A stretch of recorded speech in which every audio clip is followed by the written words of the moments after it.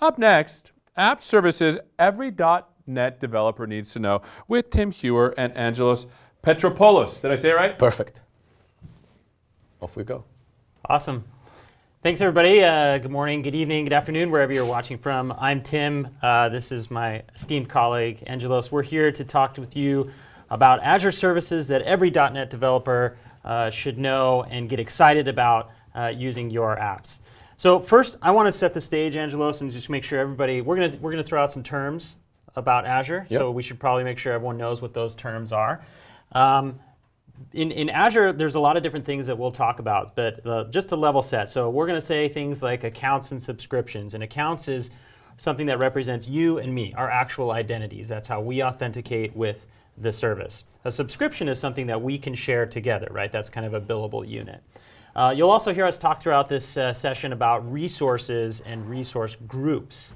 A resource represents an individual unit of any service that's created in Azure.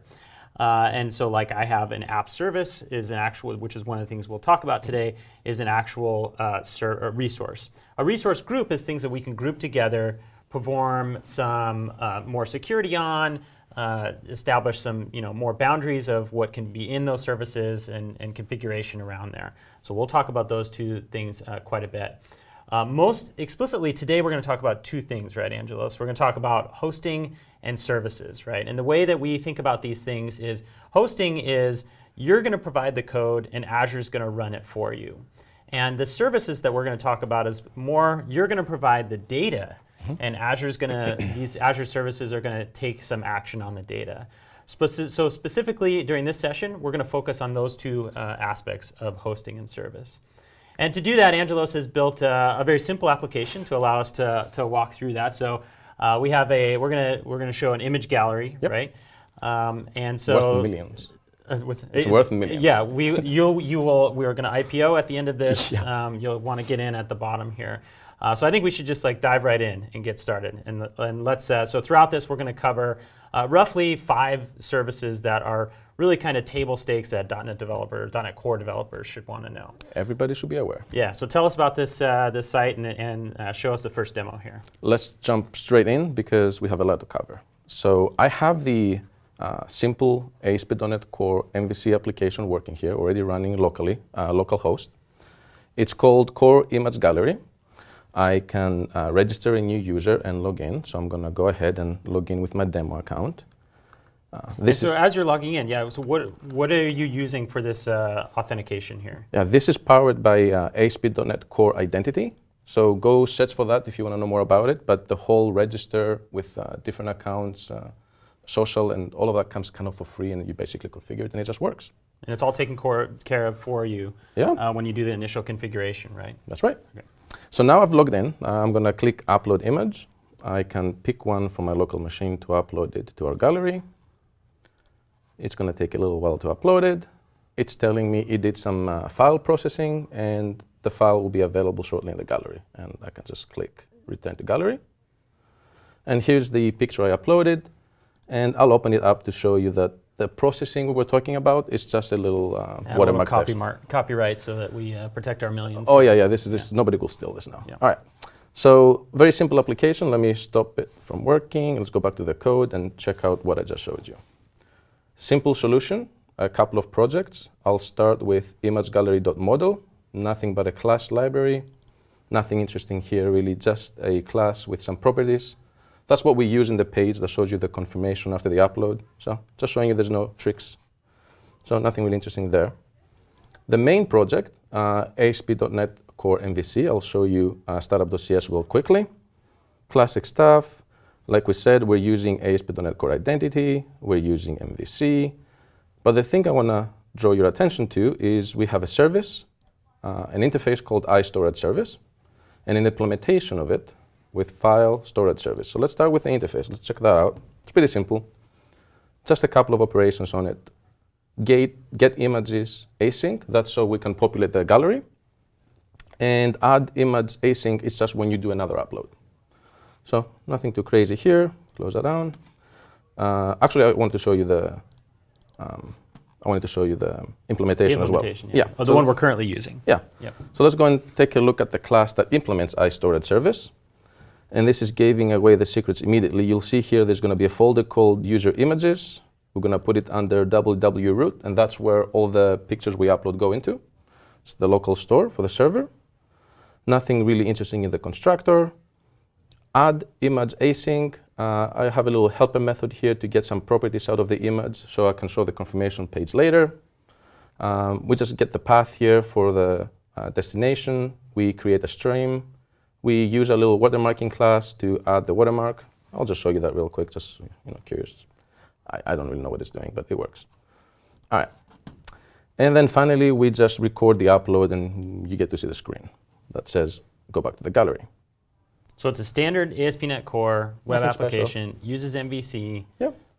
Nothing special that's any cloud specific or Right. binding us to any decisions at this point. So But now we've only been running it local. Yeah, this is all local, and I forgot to mention that ASP.NET Core Identity uses local DB.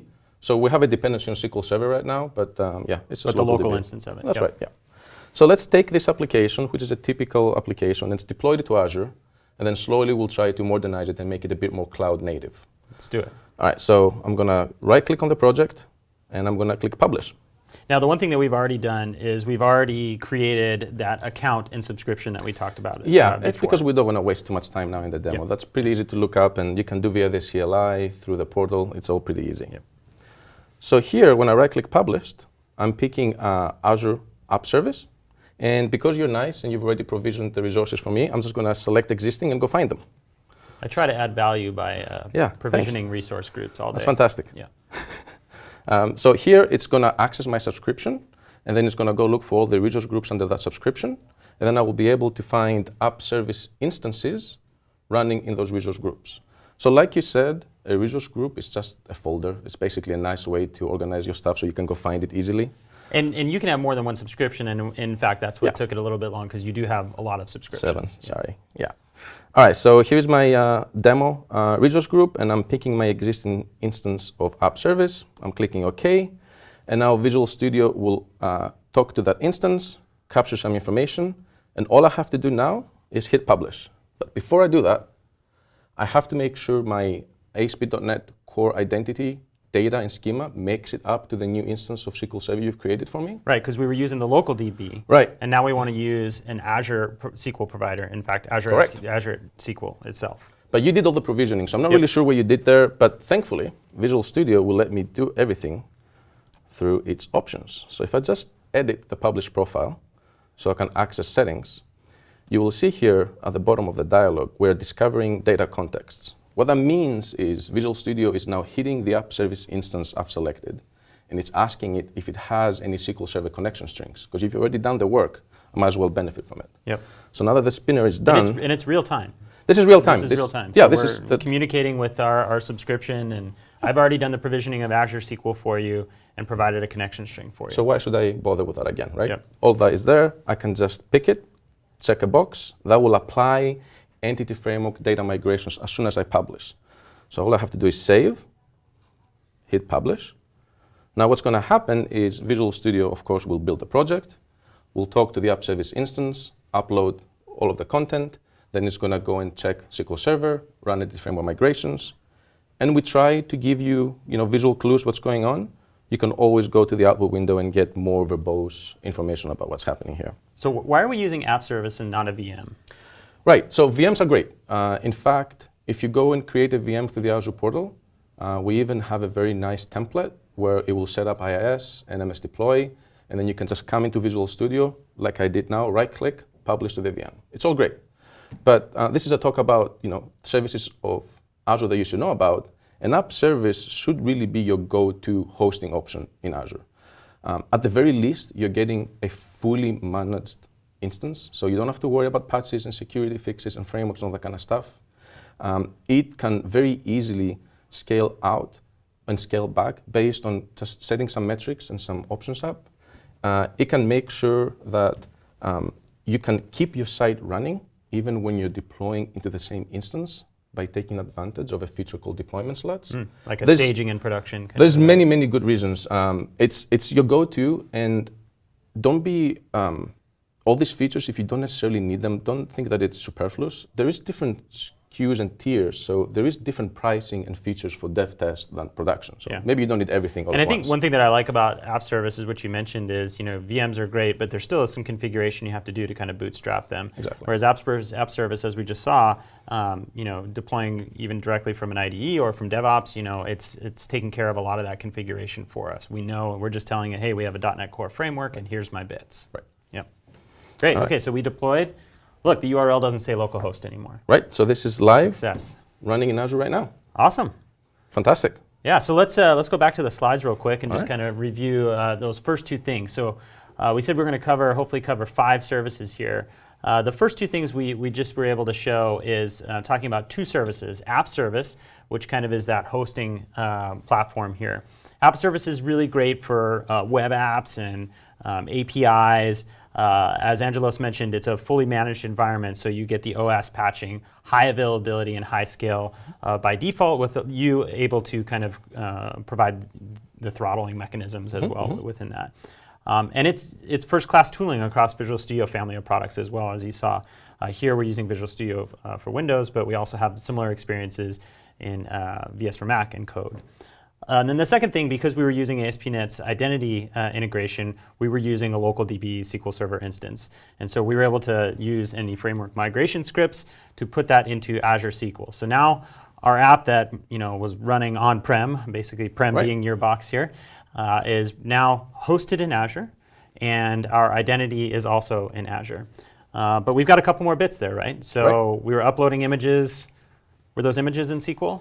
No. Okay, let's take care of that. That's Yeah. probably bad. So yeah, the app is running in Azure, but we can do a bit better, because if we want to take advantage of App Service and its ability to scale out, for example, you will notice, or you'll remember, that the images are being stored on the www root. Yeah, the file storage provider that you had there. Right, Yeah. so a new instance is provisioned, then that folder will be empty. If traffic goes to that server, the gallery will look empty. Yeah, All right. redx. We don't like redx images. No. All right, let's solve that. So we can go back to the demo. And All right. So what I'm going to do here is I'm going to introduce the third Azure service called Azure Storage. Basically, we want to be able to store files. It's a common thing apps have to do. Azure has a service for it. So what I'm going to go do here is show you a new implementation of iStorage service, the same interface we saw before. Some simple strings and variables here. We'll talk about those. It's nothing to worry about. But let's go back to the add image async and compare it to the previous one. So here we have get image properties like before. We have an upload container, and we just get a reference to it. This is basically a stream we can write into. We then create a memory stream. Before we were creating a file stream because we were writing locally. Here I want to do the watermarking, so I'm going to do it in memory. And then image blob, which is a reference to Azure Storage. We're just going to copy the stream into it, and now the picture is uploaded. now those 2 APIs that you're calling there, the get block blob reference and Yeah. the upload from stream, those aren't things that you wrote, right? No, that's Okay. that's Azure. That's a library that I get for free. And so because we're making the decision, we're using Azure Storage and blob storage in this case, Right. we have an SDK available to us that allows us as .NET developers and C# developers in this case to work in the language we love, get all the productivity in Visual Studio that we like, and have kind of this strongly typed interface with the service, not have to worry about REST and all that type of thing. Perfect. So now what I have here is the app will work just as before, but now it's going to take the pictures and upload them into storage. So even if new instances are fired up, then they will just talk to the same instance of storage. So I'm good. But we can do even better. When you're in the cloud and you're migrating applications, it's a great opportunity to optimize and get efficiencies and modernize an application. Yep. And when you're on-prem, there's typically tasks like things firing off on timers and scheduled events and triggers that trigger workflows and multiple operations. And typically those things are achieved with, let's say, a Windows service running somewhere or a Linux Some daemon. daemon or cron Right. job or something like that. But how do you do that in App Service? You can't really do whatever you want on that box. So Azure offers you a service called Azure Functions, which I'm going to use now to take the watermarking process out of the main app and just do the watermarking after the picture has been put into storage with some sort of background task. Great. So we're identified an area where it's not mission critical to us. Exactly. As someone's uploading it, we're kind of almost like async workflow in nature. to offload this little microservice that you're going to create here. Yeah, I mean, it doesn't really matter if the image takes a second or two to get We may watermarked, lose so- $1 in our IPO. Well, I think we but could 909,000 something, Okay, yeah. 999. It's good. We're good. what we lose, we'll make up for in savings Right. on Azure. Yes, they tell me. All right, so back on the project. So I have a new project here in my solution called imagegallery.az functions. How did I get this in here? I did right-click, add new project, and I picked Azure Functions because I had picked it before, or I can just search for Azure Functions up here, and I create the project. Now, inside it, I have my watermarker class from before. I just moved it over here. It's the same code. Same code, now I still it's don't just know. I still don't know what it does. Yep. Image uploaded. So that's my first Azure function. I'm going to right-click, and I'm going to show you how I did that. I click Add, New Azure Function. You get to name it whatever you like. You click Add. And here's where I talked before about, you probably want to have some sort of trigger or timer. So here we have the list of possible ways you can execute your Azure function. Very commonly, you have HTTP triggers. Maybe you do something on the website, and the website calls the function. So this is like get and post and Exactly. actions, yeah. But I also have what I want here to use in this case, which is the blob trigger. So as soon as the picture gets uploaded to blob storage, I'm going to get told that just happened. Yeah. So I just gave it a connection string, and that's how I got it in there. So let's take a look at the code. There's not a lot to it. I have my watermark up here. I have an attribute telling me that this is actually going to be an Azure function, and the name can be whatever I want. It can be different than the name of the method. And I'm going to look at my first parameter called input blob. That's basically whenever the picture gets uploaded, because the annotation says it's a blob trigger, Yeah. exactly. The name of the container is going to be called images, and then whatever the file name is, it's going to go into this variable called name. So I have a string name here, and I can reference it conveniently through here. And then I have a second variable parameter, which is basically my output. So after I do my watermarking, I'm going to put the contents in here, and it's going to get written where? Into a new folder container called images-watermark. And that's also And an then Azure Storage blob container. Yeah, Yep, just a in the different blob one. container, you can create as many of these groups as you like. Got it. So all this will do is be notified, do the watermark, and then move the picture.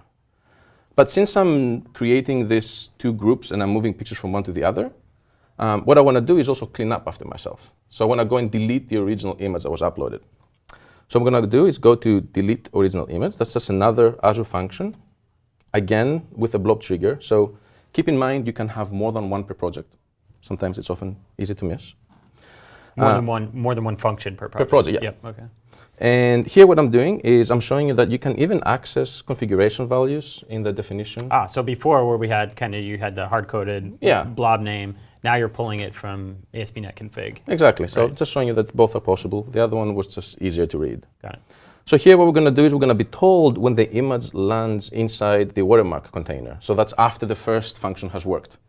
And what I'm going to do is I'm going to know to go and delete the original one now. All right. So I have this working, and I think it's going to work, but I want to make sure it works locally before I put it into Azure. And even though I'm using Azure Functions, something that is native to Azure, I can still run my project locally, including Azure Storage. What I have to do is fire off the Azure Storage emulator. This is a good point. So this is another set of tools that are allowing you to do cloud development, That's right. but have a faster inner loop development, F5 debug kind of life cycle. And the emulator, you have to start it on your own because it's kind of really hard for Visual Studio to know exactly when you're going to access it, and by then it might be too late. Okay. But for Azure Functions, all I have to do is right-click, set it as the startup project, and why don't I put a breakpoint, see what happens. So Fire it up. we've started the storage emulator, and now you're starting the Azure function. This is going to run on the cloud now, or this is also another emulator? This is now the emulator being fired up by Visual Studio because it's clever enough to know that's exactly what you need. And so this is a local instance of the Azure Functions runtime that's running our That's code right. now. And you'll notice this is the 64-bit, which we added support for recently. Nice. So VS has detected the runtime is up. It deployed my function and acquired a log to it. And now the function should be working. Now, two ways I So can now the test it. function's there, it's ready to listen. It's ready to do the Ready for the watermarking. trigger. All right, Ready exactly. for the trigger. Okay. And since we're on the topic of working locally, I also wanted to show you the Azure Storage Explorer. That's a kind of cross-platform app that you can download separately. Similar functionality exists in VS if you go to Cloud Explorer, so look that up. But Azure Storage Explorer lets me interact with Azure Storage, whether the instance is in the cloud or locally. So here, I can actually go and look at my storage account locally. I can look at my emulator running. I can look at my blob containers. And I can actually see the two containers I had before, images and images watermarked. So if I really wanted to execute my Azure function locally, I can literally just drag drop a file using this tool, and it's going to kick it off. But let's do the full thing. I'm going to come back to Visual Studio, and I'm going to fire up the website. Yeah, now we got to run the app itself locally, Yeah, right? I'm going to run that locally and just exercise the full end-to-end. So now what we have here as this is spinning up, we're running our local process that's using the storage SDKs, using serverless functions, but running both of those basically in a local inner loop. That's exactly right. We haven't published anything to our Azure yet. Everything is local right now, local host. So I'm going to do the same thing now, upload an image. Pick a different one this time. So file is being processed, blah, blah, blah. It will be available. So, oh, And that's our breakpoint. breakpoint hit. All right. So I bet if I go here, put a breakpoint on my delete one, if I go back to upload, I'll just let it go.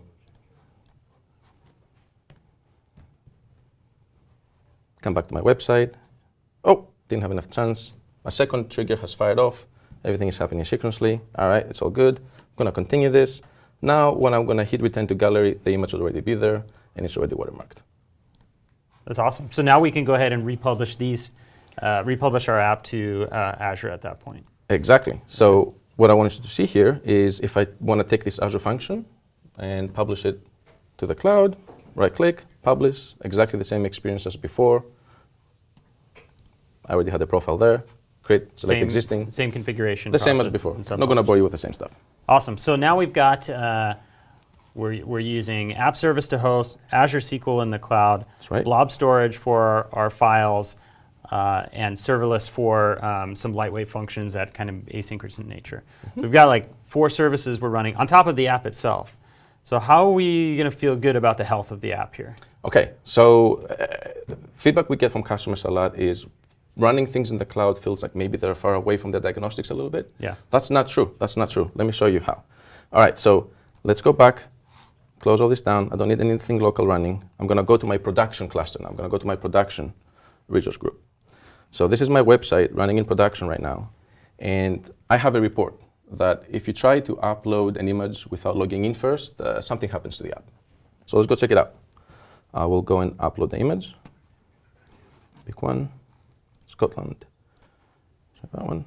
All right. So we've got a crash here effectively. This is the dreaded, something went wrong, but you're not in a development mode and you can't really get the call stack. And now you're probably going to be worried about, well, how do I get access to logs? And this is annoying. It was so much nicer when it was local. Well, Right. let me just show you something called Azure Monitor. So now where we're going is we're logging into the portal. I'm going to go back to the portal. And you know how we said that resource groups are a nice way to organize your resources? What I'm going to go do here is I'm going to go to my resource groups, scroll down until I find my production resource group. And here I get a list of all the services this resource group has provisioned. And you were kind enough when you provisioned our app service instance to actually attach it to Azure Monitor. What you get by just attaching it to Azure Monitor is diagnostics. So all I'm doing is navigating to the instance. And oh look, there is a chart there for failed requests. Well, that's exactly what I needed. So I'm going to click that, see where it takes me. Okay, I'm going to scroll down. Okay, so there's an action post upload. Yep, that sounds like what I just did. And it lets me drill into, because I'm going to keep clicking until I get to a call stack here. Yeah, so we're able to go to the portal now and see, this is almost real-time diagnostics as well of what I just did happened. And get basically to our core exception here then. So this has an end-to-end transaction. It has automatically recorded for me without me doing anything special. If I keep going, I will eventually get to the call stack. This is what we all wanted to see. And we can figure out the exception there at this point. All right, so this says core image gallery extensions upload. Okay, so We I let wrote somebody the app, do it's something small. without authorization. Yeah, I mean, it's kind of obvious. I shouldn't let you upload the picture without sending in first. But the point was getting to the call stack, right? So now I can go back to my code and see that get image properties is assuming I'm authenticated, basically. That's awesome. So let's go back to the slides and review that what we've seen here.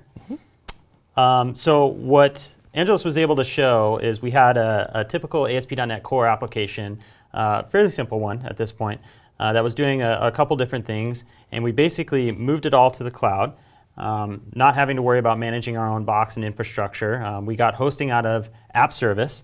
We've got data storage in two ways, actually, using Azure SQL, which, if we needed relational database needs on top of our identity, we could still use that as well. We're using blob storage as kind of our durable storage for objects and things like that. A serverless function that is just kind of asynchronous. And actually, by the way, we only pay for that when we call it. That's right. So it's not this long-running process. And then we have really rich insights and monitoring into our app. So there's a ton more in Azure that we could do as well. We didn't even talk about containers and things, but that's kind of like the next level that I think an enterprise level application might look at is how do we do container orchestration? And Azure has Kubernetes services that we can do there, as well as other services that there's data services with Cosmos DB, Active Directory, another service bus and SQL managed instance and everything like that. So I think it's a really quick overview of kind of some key services that .NET developers should know. Here's some resources for you. We want you to kind of go get the tools and SDKs, .NET Core 3 release, getting Visual Studio and both the Core SDK. And then as well, that second link, if you want to learn more about Azure and actually walk through some of the same tutorials of the services and get those SDKs that make it easier for a .NET developer, that's the place to go. And if you haven't tried Azure yet, you can get a free subscription that gives you free services, some forever and some for a 12-month period.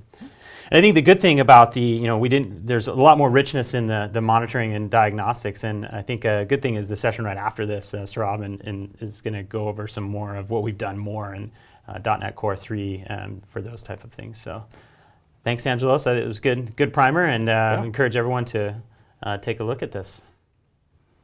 Mika. All right. Thank you, Tim and Angelos. For those of you who don't know, Tim is actually my boss. So how are you doing, Tim? I'm doing well. You're doing a fantastic job. Thank you. So yeah, we have a few questions that we can go over right now. Let's see. This one's for Tim. Good to see Tim presenting. Brings back bittersweet memories of Silverlight. Do you have anything to say about that? Probably not allowed to say anything. Let's see the next one. Can app services run Blazor? Can app service? Yes, and if you're into Blazor and into app service, also check out the Azure Signal R service. If you need more info, let me know. Okay, awesome. Yeah, Dan Roth gave two presentations earlier today, but also yesterday, kind of how that kind of all works together as well with Blazor and app Okay, service. awesome. Here's another one. This one's from John. Will VS generate the EF scripts if you just save the publish profile instead of clicking publish? Clicking publish actually deploys the app and then executes the migration scripts I had already set up before. So I just didn't type, create migration, but you have to do that first, and then publish will execute it for you. So creating the profile doesn't create a migration script for you. Oh, it does on the server, yeah. But locally it doesn't. You have Yeah, to locally, create- yeah.